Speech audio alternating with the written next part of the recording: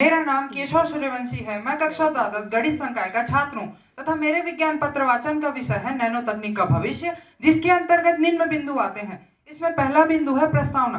प्रस्तावना Eric Drexler ने सन 1980 में MIT में स्नातक छात्र रहते हुए नैनो टेक्नोलॉजी के पीछे एक विस्तृत अवधारणा दी थी। चीजों को बनाने के लिए परमाणुओं में हेर फेर करने वाली नैनो तकनीक के पीछे का विचार वास्तव में सन 1959 में रिचर्ड पी फेनमैन द्वारा प्रस्तावित किया गया था। उन्हें इसके लिए सन 1965 में नोबेल पुरस्कार भी प्राप्त है तथा उन्होंने सन 1959 में अपने भाषण के दौरान इस अवधारणा को पेश किया कि नीचे बहुत जगह है, अर्थात there is a plenty of room at the bottom. Nano तकनीक के 1 नैनोमीटर को सामान्य रूप से इस प्रकार से समझा जा सकता है कि 1 इंच में 2 करोड़ 54 लाख नैनोमीटर होते हैं। इसके द्वारा आप नैनो तकनीक की सूक्ष्मता को समझ सकते हैं। दूसरा, नैनो तकनीक क्या है? जैसा कि हमारा समाज पहले से ही सूक्ष्मता के महत्व को समझता आ रहा है, इसके पीछे रहीम जी ने भी अपने इस दोहे में कहा है कि रहीमन देखी बड़े नको लघु न दीजिए डारी, जहां काम आवे सुई कह करे तरवारी। अर्थात जो काम एक सुई कर सकती है वह काम एक तलवार कभी नहीं कर सकती है। नैनो तकनीक वह तकनीक है जिसमें किसी भी पदार्थ में परमाणु, आणविक या सुपर मोलिकुलर स्तर पर परिवर्तन किया जा सकता है। इसमें 1 से 100 नैनोमीटर तक के कण शामिल है। तीसरा, चिकित्सा में नैनो प्रौद्योगिकी। नैनो तकनीक का भविष्य। तेजी से बढ़ता वैश्विक नैनो टेक्नोलॉजी का बाजार सन 2024 तक 125 बिलियन अमेरिकी डॉलर से भी अधिक होने का अनुमान है। परिणाम स्वरूप नैनो तकनीक सरकारी क्षेत्र एवं निजी क्षेत्रों के बढ़ते निवेश को अपनी ओर आकर्षित कर रही है, जिसके कारण सन 2007 से 2011 के बीच अकेले यूरोपीय यूनियन द्वारा इसमें 896 मिलियन यूरोस का निवेश किया गया था तथा सन 2016 में 60 से अधिक देशों ने मिलकर राष्ट्रीय नैनो प्रौद्योगिकी कार्यक्रम की शुरुआत की, जिसके कारण ही आज नैनो तकनीक का उपयोग लगभग सभी क्षेत्रों में हो रहा है। कैंसर के उपचार में नैनो तकनीक। Next slide. कैंसर के उपचार में नैनो तकनीक। जैसा कि आप इस वीडियो में समझ सकते हैं, वर्तमान में कैंसर का उपचार सर्जरी, विकिरण तथा कीमोथेरेपी तक ही सीमित है, परंतु इन तीनों से कैंसर के अपूर्ण उन्मूलन का खतरा रहता है तथा इससे बहुत अत्यधिक विषाक्तताएं भी हमारे शरीर में फैलती हैं। परंतु नैनो तकनीक के कैंसर थेरेपी का लक्ष्य शरीर की स्वस्थ कोशिकाओं को नुकसान पहुंचाए बिना कैंसर कोशिकाओं को ही नुकसान पहुंचाना है, जिससे यह एक प्रभावी लक्षित दवा के रूप में कार्य करेगी और यह कैंसर के इलाज में एक बहुत प्रभावकारी रूप में दिखाया जाएगा। Next slide.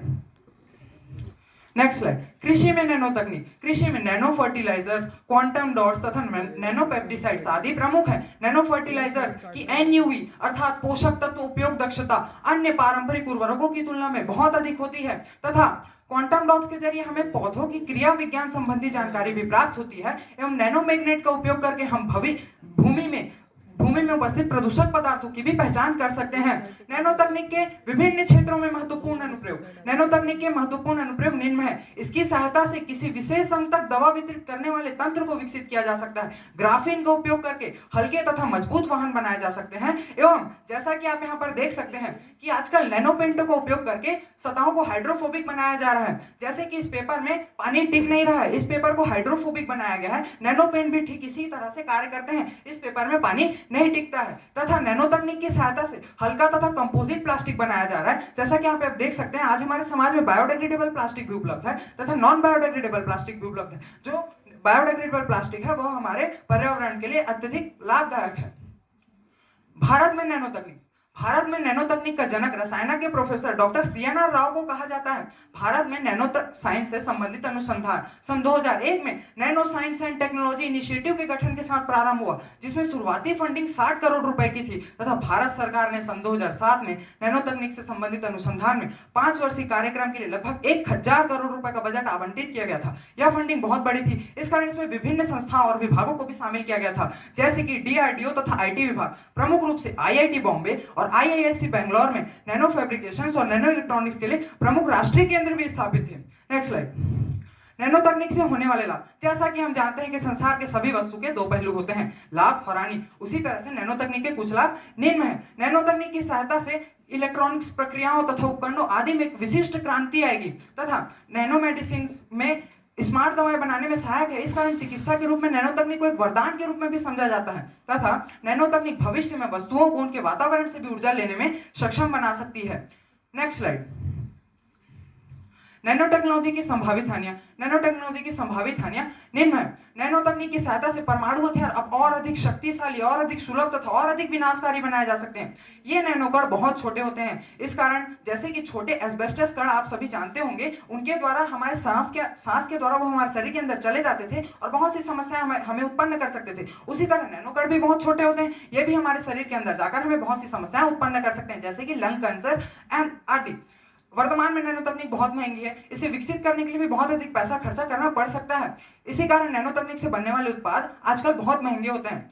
निष्कर्ष, इस विषय के निष्कर्ष में मैं यह कहना चाहूंगा कि नैनो तकनीक के बहुत से लाभ हैं तो बहुत सी हानियां भी हैं, जिसे नजरअंदाज नहीं किया जा सकता। नैनो तकनीक के विकास के लिए सभी सरकारी क्षेत्रों एवं निजी क्षेत्रों को दोनों को साथ मिलकर इसमें बहुत अधिक मात्रा में निवेश करने की आवश्यकता है, जिससे इसे अधिक से अधिक लाभदायक तथा कम से कम हानिकारक बनाया जा सके। तभी संपूर्ण विश्व नैनो तकनीक को अपने भविष्य की टेक्नोलॉजी के रूप में देखेगा, अर्थात इसके विकास के लिए सभी वर्गों के सम्मिलित प्रयास की आवश्यकता है। जैसा कि आप देख सकते हैं, ये जो एलईडी लाइट का पैनल मैंने बनाया है, यह ऑर्डिनो के द्वारा कोड हो रहा है, यूएनओ ऑर्डिनो के द्वारा। इसमें नैनो ट्रांजिस्टर, नैनो कंडक्टर आदि लगे होते हैं।